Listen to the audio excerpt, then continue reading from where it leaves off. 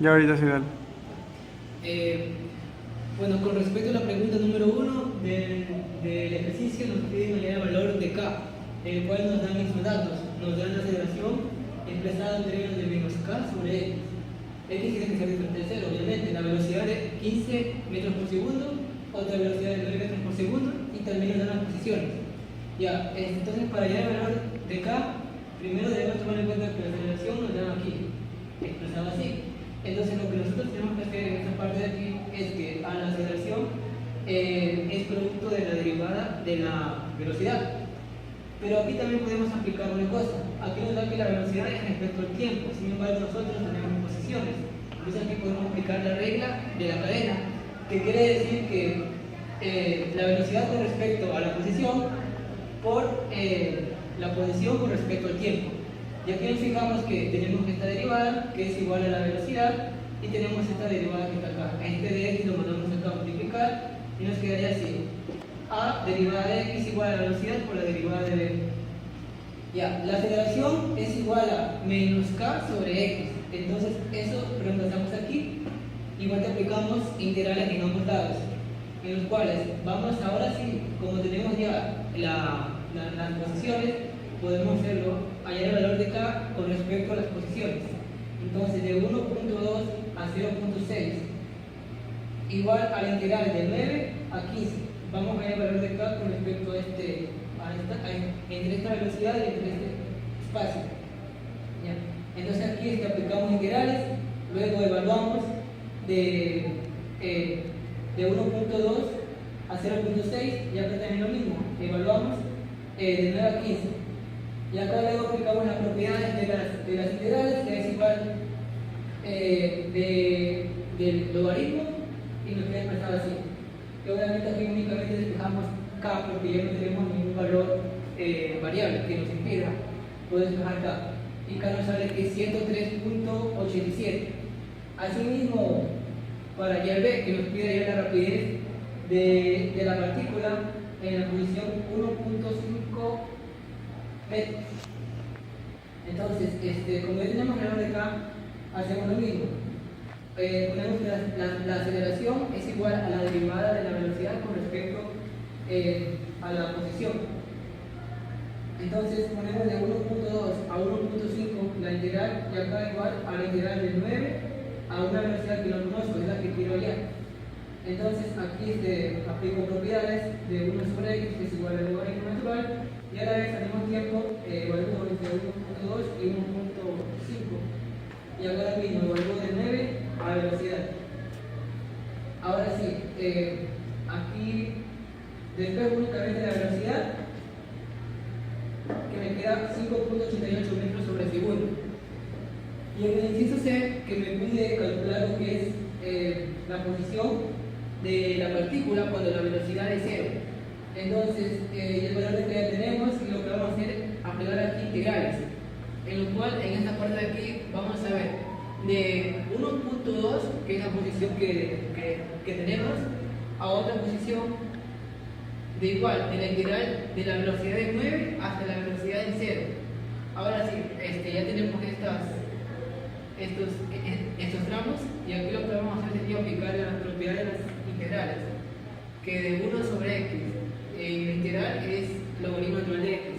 Y así mismo como en ejercicios anteriores, lo que hacemos es únicamente evaluarlo de 9 a 0 y acá de 1.2 a x, y me queda únicamente el valor de x.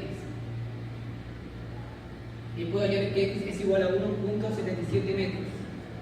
Ese es lo que es la posición cuando la velocidad es 0. Gracias.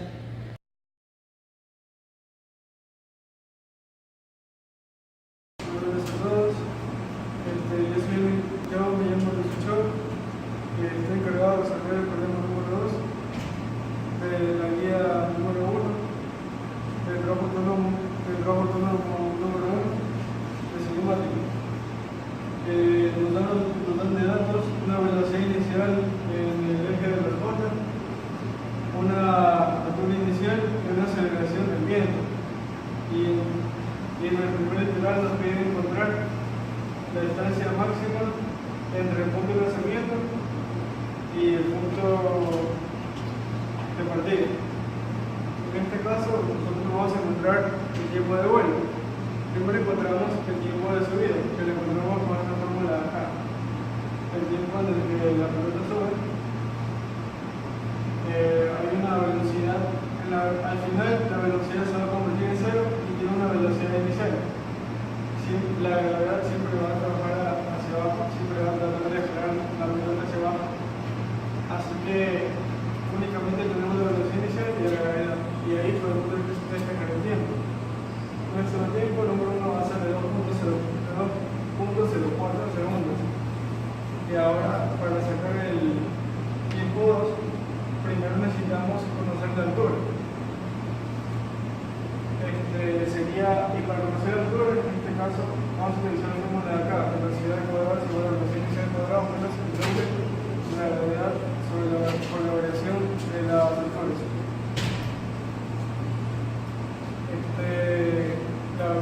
Al final la velocidad final va a ser 0, la velocidad inicial va a ser 20, elevado al cuadrado 400 y toda esta expresión de acá.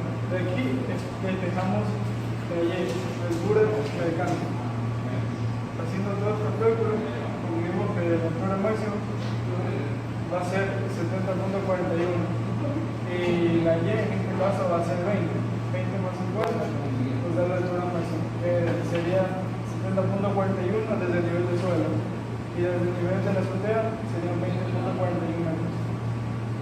Y ahora con la altura máxima podemos calcular el tiempo de vuelo número 2.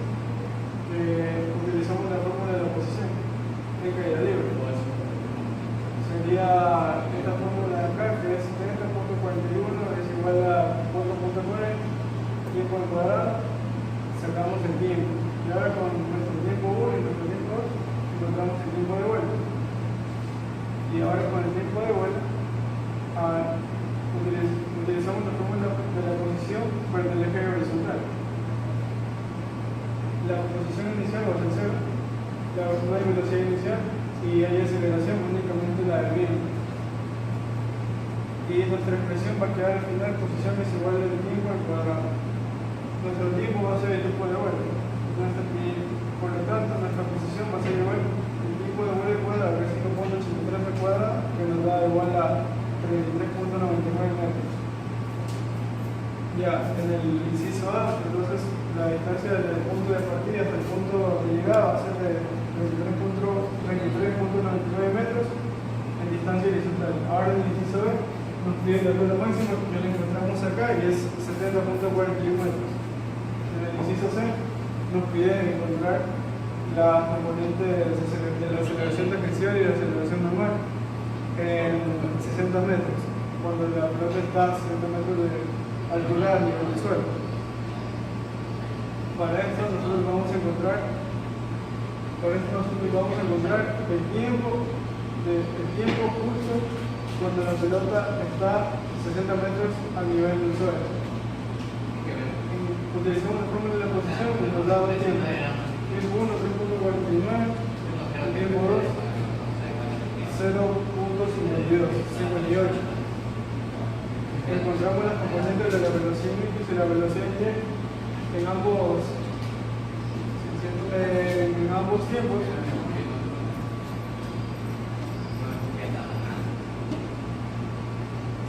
En el tiempo 3.49 nuestra velocidad X va a ser de 6.98 y nuestra velocidad Y va a ser de menos 14.2. El punto del tiempo 2 de 0.58. Nuestra velocidad X va a ser de 1.16 y nuestra velocidad Y va a ser de 14.32. Nuestra aceleración va a ser igual, va a ser la misma, es decir, la aceleración que tenemos de la gravedad hacia abajo, que es de 9.8 metros sobre segundo de aceleración del viento, y ahora nosotros vamos a sacar la magnitud de las dos aceleraciones. La suma trigonométrica de la aceleración va a ser igual a la raíz de 100.04.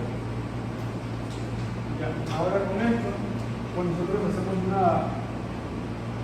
encontramos dos ángulos. Encontramos ángulos referente a las velocidades en X y Y y referente a las aceleraciones en X y Y. en ambos tiempos para ver cuánto había de diferencia. Nos tiene que salir aproximadamente igual. En este caso, nuestro ángulo 1 en el tiempo de 3.49 va a ser de menos 73.82 y el ángulo 2 que se va a repetir porque la aceleración en ambos casos va a ser de menos 78.46. Nosotros vamos a, con esta fórmula, hallar la aceleración tangencial y la aceleración normal. El módulo multiplicado por el coseno de la recta de ambos ángulos.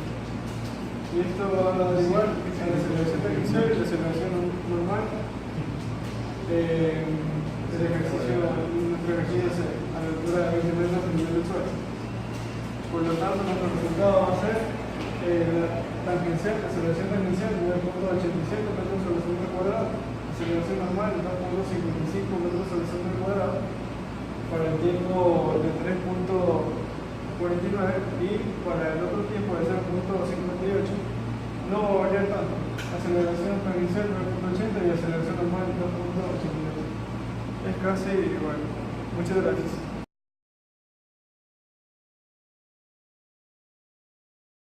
Bueno, se nos presenta el siguiente problema, que dice que una rueda de 50 centímetros de diámetro, aquí tenemos el primer valor que nos arroja el problema, 50 centímetros de diámetro, tarda 10 segundos en adquirir una velocidad constante de 360 RPM. Ya. Entonces, aquí en este ejercicio nos dan tres literales. Vamos a ir contestando uno por uno. Empezando por el A, que nos dice: determine la aceleración angular del movimiento. Ok, entonces, primero tenemos que definir cómo se podría encontrar dicha aceleración angular. Entonces, podríamos hacer la siguiente ecuación. Entonces, para responder el literal A, nosotros necesitamos saber la aceleración angular, que no es nada más y nada menos que alfa. Nos están preguntando por alfa. Ahora, el literal B nos dice que cuando la rueda alcanza la velocidad anterior, o sea, usando la velocidad del tema A, ¿cuál es la velocidad lineal de un punto a la periferia? Eso no es nada más y nada menos que, el literal B, ¿qué nos está pidiendo? La velocidad tangencial. ¿Ya? Y ahora, por último, el literal C nos pregunta por la aceleración centrípeta, pero a los 5 segundos. Entonces, el literal C nos pone una condición extra, que dice que cuando t es igual a 5, tú quieres saber la aceleración centrípeta. Bueno, no se lo ve tan difícil. Entonces voy a borrar los literales para tener más espacio.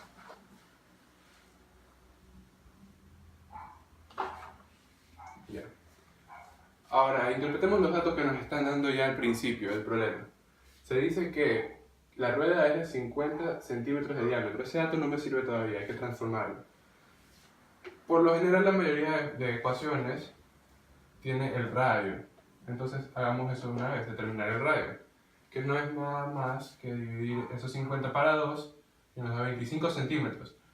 Y hay que transformar a metros, entonces sería 0.25 metros de radio. ¿Ya? Ahora, primer dato, velocidad angular. ¿Cómo se encuentra alfa? Bueno, como está variando porque se está acelerando el movimiento, aquí mismo nos está preguntando cuál es la aceleración angular, entonces podemos utilizar esta ecuación de aquí, que sería velocidad angular final es igual a la velocidad angular inicial más alfa t. Como no nos están diciendo a qué velocidad está empezando el movimiento, nosotros podemos decir que es 0. Nos está diciendo que alcanza esta velocidad de 360 revoluciones por minuto, que hay que convertirlas, porque estamos trabajando con W. Entonces, esos 360 revoluciones por minuto, hay que pasarlas a radianes sobre segundos. Para hacer esto, primero hay que interpretar una revolución por minuto, podríamos dividirlo para segundos y también pasarlo para pi radianes, que sería, esto es igual a 12 pi, y aquí pongo radianes, rad sobre segundos, porque esas son las unidades de medida. Es importante agregarlas. Esos los puedo ya reemplazar aquí en la fórmula, que me queda 12 pi sobre, o sea, es igual a alfa por t, paso a dividir t, que nos dice que tarda 10 segundos. Entonces paso y me queda 1.2 pi es igual a alfa. Y ahí ya tenemos el primer literal. Me estaba olvidando de agregar las unidades de medida. Vamos a hacer esto. Alfa. Entonces sería radianes sobre segundos al cuadrado. Ya. Y ahí está bien el problema. 1.2 ya. Ahora, ya respondimos el A. El A es igual a 1.2 pi radianes sobre segundos al cuadrado. El siguiente tema nos pide la velocidad tangencial usando los parámetros del anterior ejercicio. Esto de aquí se puede hacer fácil. De esta manera, te tienes que saber esta formulita. Velocidad tangencial es el radio por la velocidad angular. Entonces, ya tenemos el radio, ya tenemos la angular, que es la de este parámetro, 360 rpm, que ya lo convertimos. Entonces, la velocidad va a ser igual a 0,25 metros por la velocidad angular, que sería 12 pi. 12 pi. Esta velocidad tangente nos da 3 pi. Sí, 3 pi. 3 pi. 3 pi metros sobre segundos. Ojo, metros. Cuidado, eso es 0. Y el último tema nos está cambiando un poco el parámetro de juego. Nos dice que ahora tenemos que analizar cuando el tiempo es 0, qué aceleración centrípeta tendrá el ejercicio, el problema, perdón, la rueda cuando está a ese tiempo. Entonces, como ya hemos definido, ya hemos dicho, el sistema está siendo acelerado. Entonces, este tiene una variación del tiempo, una variación de la velocidad con respecto al tiempo. Primero lo que tenemos que calcular sería la velocidad angular en ese intervalo de tiempo. Y eso voy a proceder a hacer. Borrando y aquí está. Podemos usar esta, que de hecho la vamos a usar. C. Para responder acá también. Velocidad tangente. 3 pi metros sobre segundos. Ok. De igual manera, al principio es 0 la velocidad angular. La velocidad angular final, ese dato lo necesitamos encontrar. ¿Por qué? Ya van a ver por qué. Bueno, yo lo voy a poner aquí de una vez. Porque la aceleración centrípeta no es nada más ni nada menos que el radio por la velocidad angular al cuadrado. Entonces solo nos falta este dato y ya tenemos todo el ejercicio resuelto. Entonces la velocidad final es igual a alfa t. Alfa ya lo habíamos encontrado en el literal A, que es 1.2 pi radios por segundos al cuadrado. Sería 1.2. ¿En qué intervalo de tiempo? Aquí, cuidado con el de 10 por 5. Eso es igual a la velocidad final.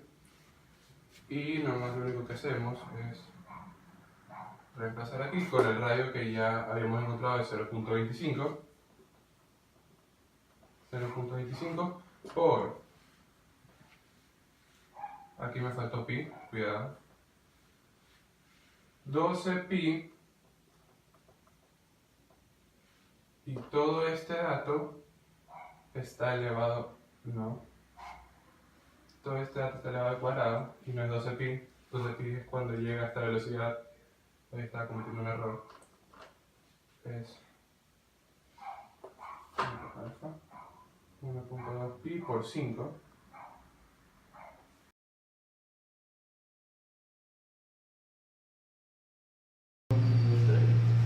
Buenas tardes, yo les voy a explicar el problema número 4. En el problema número 4 nos están preguntando el tiempo de vuelo de un avión que se dirige de un punto A a un punto B con una distancia de 3.000 kilómetros. Nos dan ciertos datos, nos dicen que la velocidad del avión es 600 kilómetros sobre hora, la velocidad del aire es de 80 kilómetros sobre hora, pero la velocidad del aire tiene un ángulo de inclinación de 300, que nos va a dejar en una posición sureste en referencia a un plano.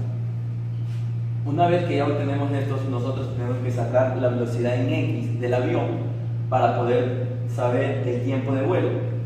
Pero para sacar el tiempo de la velocidad en X tenemos que saber un ángulo, que es el ángulo de inclinación que tiene que tener el avión para compensar en los grados para compensar la velocidad del aire que la dirige hacia abajo. Entonces primero tenemos que sacar los componentes rectangulares tanto del aire como del avión. Del aire, la componente en X es la velocidad del aire, coseno de 60, en X es coseno de 60 y Y es seno de 60. La velocidad del avión, así mismo lo sacamos, que sería la magnitud en X, la magnitud de la velocidad, que es 600, coseno del ángulo que tenemos que sacar, y en Y sería la magnitud de la velocidad, seno del ángulo. Una vez que ya tenemos esto, nosotros tenemos que percatarnos que la velocidad en Y hay dos velocidades. Entonces, la velocidad del aire y la velocidad del avión en Y, por sus componentes rectangulares, las igualamos, ya que el avión tiene que ser igual a la velocidad del aire para que el avión vuele en una forma horizontal. Entonces, al igualarlas, obtenemos cuánto mide el ángulo de inclinación que tiene el avión con dirección este hacia el norte. Con ese ángulo ya podemos obtener la velocidad en X. La velocidad en X nos quedaría 600 coseno de 6.63, que vendría a ser 595.98 kilómetros sobre hora. Una vez que ya tenemos la velocidad en X, sabemos que la velocidad en X es constante. Entonces, la velocidad es igual al desplazamiento sobre el tiempo. Entonces, al despejar el tiempo, tenemos que es desplazamiento sobre velocidad en X. Ya tenemos el desplazamiento que va a ser igual a los 3.000 kilómetros que nos dieron como dato al principio, dividido para la velocidad en X, que es 595.98 kilómetros sobre hora. Al dividir esto nos vamos a tener el tiempo, que va a ser tiempo igual 5.03 horas. Y eso es lo que nos están preguntando. Gracias.